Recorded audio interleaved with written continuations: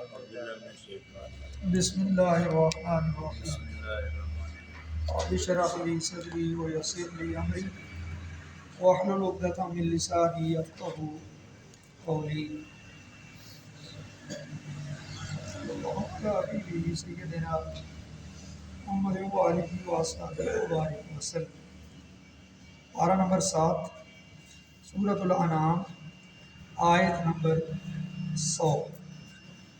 ارشاد باری تعالیٰ ہے وَهُوَ الَّذِي أَنزَلَ مِنَ السَّمَاءِ مَاءً فَأَخْرَجْنَا بِهِ نَبَاتَ كُلِّ شَيْءٍ فَأَخْرَجْنَا مِنْهُ خَضِرًا نُخْرِجُ مِنْهُ حَبًّا مُتَرَاكِبًا وَمِنَ النَّخْلِ مِنْ طَلْعِهَا قِنْوَانٌ دَانِيَةٌ وَجَنَّاتٍ مِنْ أَعْنَابٍ والزیتون والرمان مشتبہا وغیر متشابہ انظروا الی ثمرہ اذا اثمر وینعی ان فی ذلکم لآیات لقوم یؤمنون۔ اللہ تعالیٰ کی قدرت کاملہ اس کا پیچھے ذکر چل رہا تھا۔ سورج، چاند، ستارے، ان کی مثالیں دی گئیں۔ اللہ وہ ہے کہ جس نے سورج، چاند، ستاروں کو تمہارے لیے بنایا تاکہ تم ان سے اپنے راستے تلاش کرو، تمہارے فائدے کے لیے۔ آج کی آیت میں جس چیز کا ذکر ہے یا جن اشیاء کا ذکر ہے یہ وہ ہے جو انسان کی خوراک بنتی ہے، اس کا انتظام اللہ پاک فرماتا ہے۔ اللہ نے اپنا تعارف اس طرح کروایا تاکہ دنیا والوں کو پتہ چلے کہ جو میرے برابر کسی اور کو الہ مان بیٹھے ہیں ان کو پتہ چلے کہ وہ الہ نہیں ہے، اللہ تعالیٰ کی ذات فقط ایک ہے۔ فرمایا وَهُوَ الَّذِي، لفظی ترجمہ پڑھنے لگے ہیں، بات کھل کے سامنے آ جائے گی۔ واو اور ساتھ بولتے رہا کریں تو یہ بار بار جو لفظ استعمال ہوتی ہے نا، اس کا فائدہ یہ ہوگا کہ اگر آپ کہیں کوئی آیت لکھی دیکھیں گے، حدیث لکھی ہوئی دیکھیں گے تو یہ جو مختصر حروف ہوتے ہیں ان کے معنی آپ کو فوراً آ جاتے ہیں، پھر بندہ اس کو جوڑ کے ذرا اس کا کوئی نہ کوئی مفہوم ذہن میں آ جاتا ہے۔ اس کا بڑا فائدہ یہ ہوتا ہے، بجائے اس کے کہ آپ خاموش سنتے رہیں، وقتی طور پہ فائدہ ہوتا ہے۔ میں چاہتا ہوں کہ آپ کو ساتھ ساتھ ان الفاظ کے معانی جو ہیں بار بار جو استعمال ہوتے ہیں زبانی یاد ہو جائے۔ تو میں واو اور ہوا، وہ کون؟ اللہ تعالیٰ کی ذات۔ ہوا اور وہ اللہ تعالیٰ، الذی وہ ہے جس نے انزلہ اتارا، انزلہ کا مطلب اتارنا ہوتا ہے، نازل کرنا، اتارا، من السماء، من سے، السماء آسمان سے، یا سما کا معنی بادل بھی ہم کر سکتے ہیں، بادلوں سے، وہ ذات جس نے اتارا بادلوں سے ماءً، پانی، عربی میں ماء پانی کو کہتے ہیں۔ الذی، اللہ وہ ہے جس نے بادلوں سے پانی کو اتارا، یعنی اللہ تعالیٰ کا تعارف یوں ہو رہا ہے کہ یہ جو ہمیں آسمان کے اوپر بادل نظر آتے ہیں، ان بادلوں سے پانی آتا ہے جس کو ہم بارش بولتے ہیں، یہ کون ہے جو ان بادلوں سے پانی نیچے زمین کی طرف پہنچا رہا ہے؟ تو فوراً اس کا جواب کیا ہوگا؟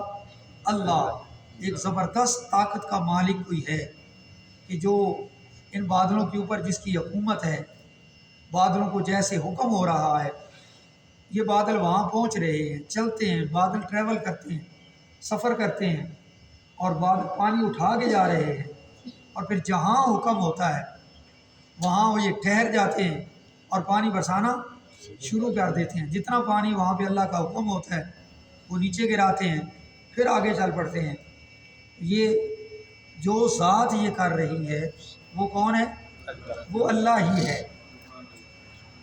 آگے فرمایا فَأَخْرَجْنَا، فا پس، اخرج نکالا، پیدا کیا، نکالا، نکالنا، نا ہم نے، پھر ہم نے نکالا، بہی اس کے ذریعے، یہ جو پانی آیا تھا بادلوں سے پانی زمین پہ، اس پانی کے ذریعے ہم نے نکالی، کیا نکالی؟ نباتا، اگنے والی چیزیں۔ اس پانی سے ہم نے کیا نکالا؟ اگنے والی چیز، ہر وہ، آگے ہے کل شیء، کل شیء کا مطلب ہر شے، تمام شیئں، جو چیز اگنے والی ہے زمین سے باہر ہماری سمجھ میں وہ آئے یا نہ آئے، ہر اگنے والی چیز جو ہے اللہ تعالیٰ اس پانی کے ذریعے زمین سے باہر نکالتا ہے۔ فَأَخْرَجْنَا، ہم نے نکالی، یہی اس کے ذریعے، نبات کل شیء، اگنے والی ہر شے۔ فَأَخْرَجْنَا، دوبارہ آیا فَأَخْرَجْنَا، پھر ہم نے نکالی، منہ، اس میں سے، خضرن، خضر سبزہ ہوتا ہے، ہری ہری بالیں، وہ جو زمین سے ایک دانہ زمین کو پھاڑ کر باہر نکلا، چھوٹی سی ایک چیز آپ کو نظر آئی، وہ چھوٹی چھوٹی بالیں، وہ ہری ہری سرسبز، پھر ہم نے یہ نکالی، نخرجو، ہم نکالتے ہیں، منہ، اس میں سے، یعنی وہ جو زمین سے بالیں نکلی، پھر اس کے اوپر خوشے لگے، اس بالی کے اوپر وہ طاقتور ہو گئی، اس میں سے ہم نکالتے ہیں حبا، حبن کہتے ہیں دانے کو، کیا نکالتے ہیں؟ دانے۔ اور اگر آپ دیکھیں تو وہ خوشے میں دانے کیسے ہوتے ہیں؟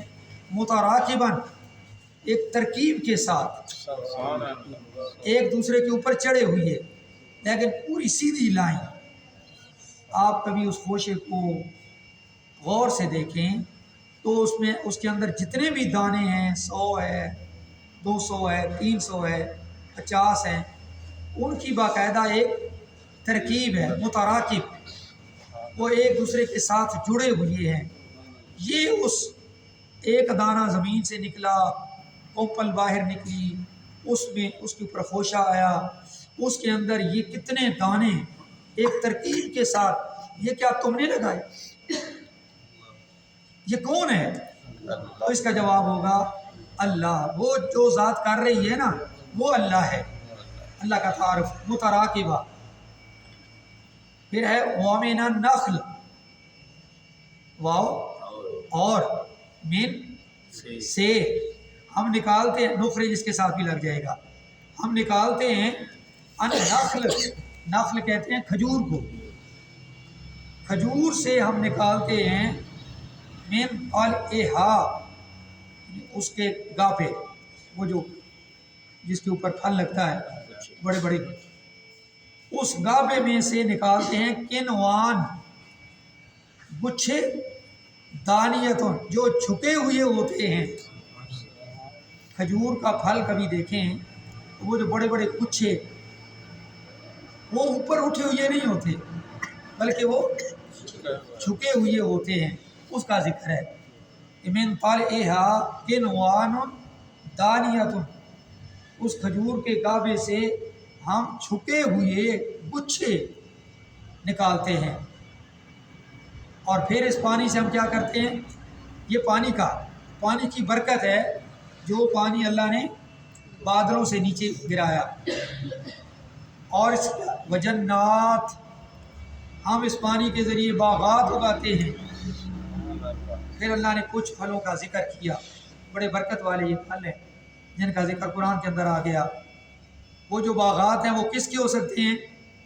من، سے، آناب، انگور، آناب، انگور، انگور کو ہم جانتے ہیں، انگور کے بھی گچھے ہوتے ہیں، انگوروں کے باغات، اس پانی کے ذریعے، والزیتون، واو اور الزیتون، زیتون کے باغات یہ ہم اس سے نکالتے ہیں، والرمان اور انار، رمان انار، انار کا ذکر ہوا، زیتون کا ذکر ہوا، انگور کا ذکر ہوا، یہ بڑے برکت والے پھل ہیں، ان کا نام لے کر اللہ نے قرآن کے اندر ذکر کیا ہے۔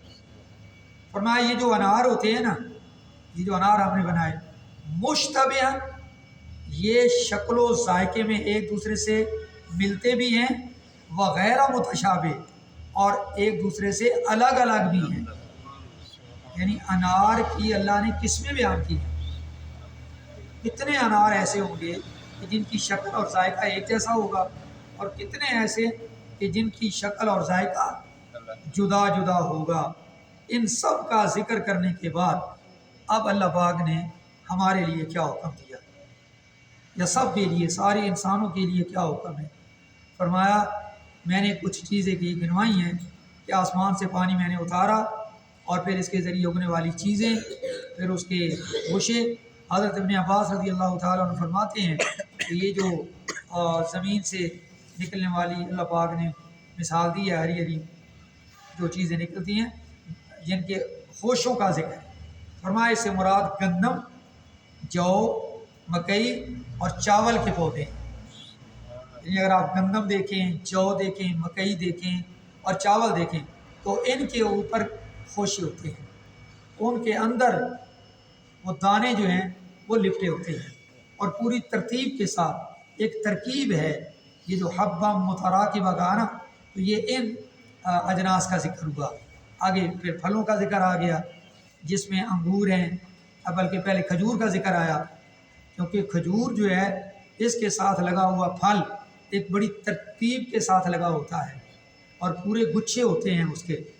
اور پھر انگور کا ذکر، زیتون کا ذکر، انار کا ذکر، یہ ذکر کرنے کے بعد اب فرمایا کہ انظروا، غور و فکر کرو۔ کیا کرو؟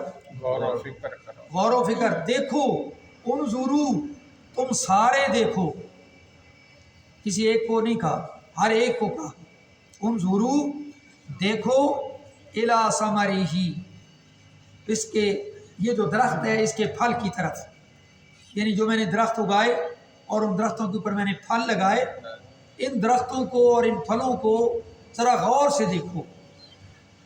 اذا اثمر، جب وہ پھلدار ہوتا ہے، جب اس کے اوپر پھل لگ رہا ہوتا ہے، ذرا غور سے دیکھو اس کو۔